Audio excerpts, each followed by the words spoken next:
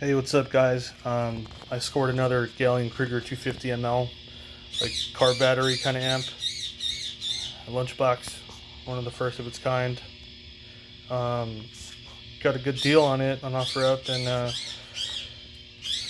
it's missing some knobs, but it's okay. I've had four. Now I have two, and this is my second one.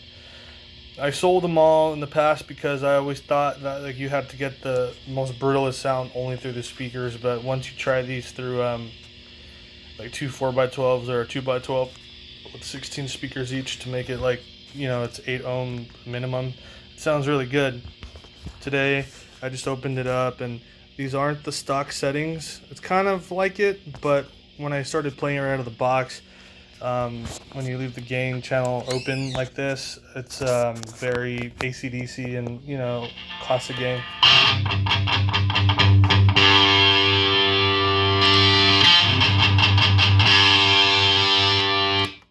So the difference in sound is me pushing the gain button in, obviously. So when you leave it open, and I like how it sounds, and then when you push it in, it kind of gives you ultra gain. Not modern gain by any means, but definitely something that's you can get away with playing like old school thrash or death metal for like the late 80s sound, which is what I kind of go for.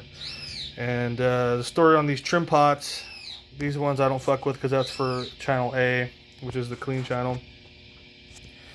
But these three trim pots, heavily misunderstood because people probably play with it too much or never played with it at all, and it's easy to fuck up the tone of your amp on this, but it's there. And I have a picture of the stock settings, I believe, because when I picked this up, when I picked up this amp, it sounded pretty like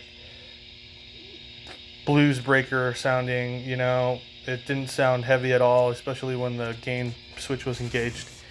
And with the help of a tube screamer, it got some pretty good like Aussie and Dio sounds, but that's not what I go for usually.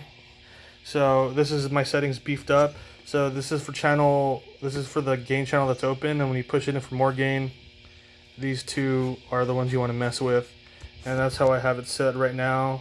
This is kind of like the master gain, the one to the far right, and this one adjusts not the overall gain, but I guess the gain stage. And if you play with it too much, it sounds it'll sound into like an 8-bit like kind of distortion on a video game, which I do not like at all. So I'll demo it. I have an old school like late 80s tube screamer here with like all kinds of dirt and shit, and I'll play the gain channel open, which is like the AC/DC shit. Just leave this here. Turn this around, actually. So hopefully the mic doesn't do any clipping. It's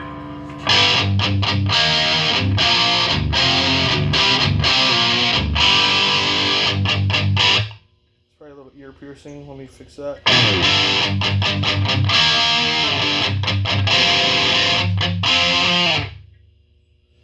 And here's with the cool effects.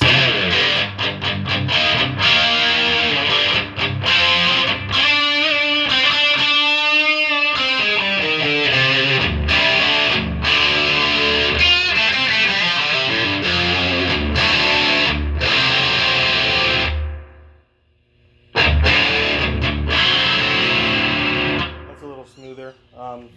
So that's the open channel, and then that's what the trim pot's fucked with. Okay, here's what the gain plugged in. I kind of wanted to make it so I didn't have to use like a boost. So there you go. Got the juice effects preset.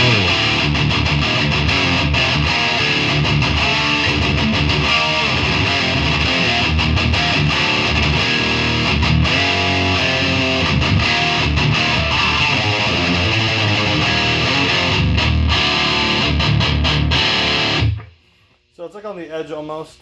I don't want to make it fully like high gain because it just makes it sound too muddy. And I'm running a 2x12 with a 16 ohm GK or G12T75 80s with the little like hole in the back with the little foil.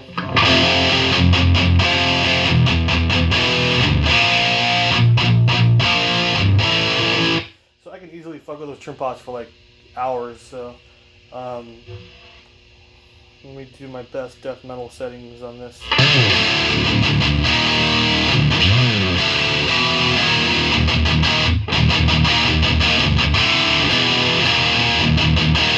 This is can very well chug.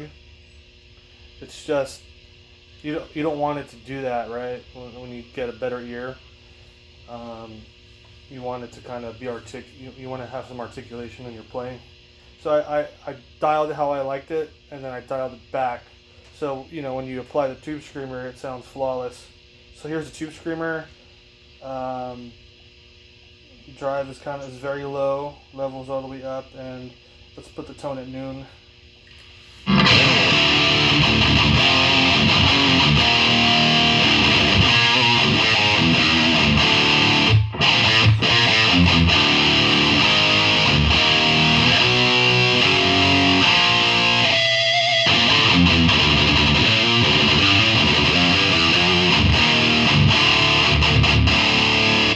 And it gets really loud, surprisingly, for this little guy.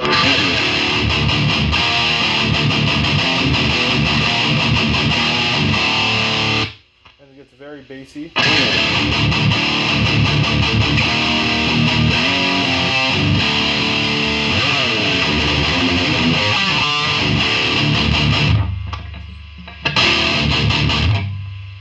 And it is finicky to dial in, this is not easy.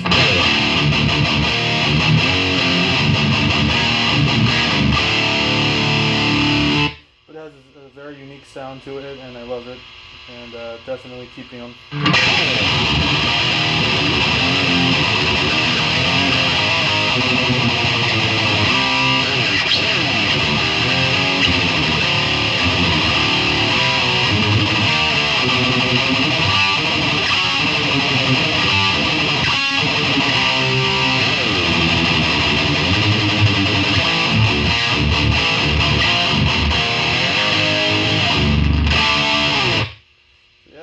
That's it. The gain channel with the tube screamer makes all the difference.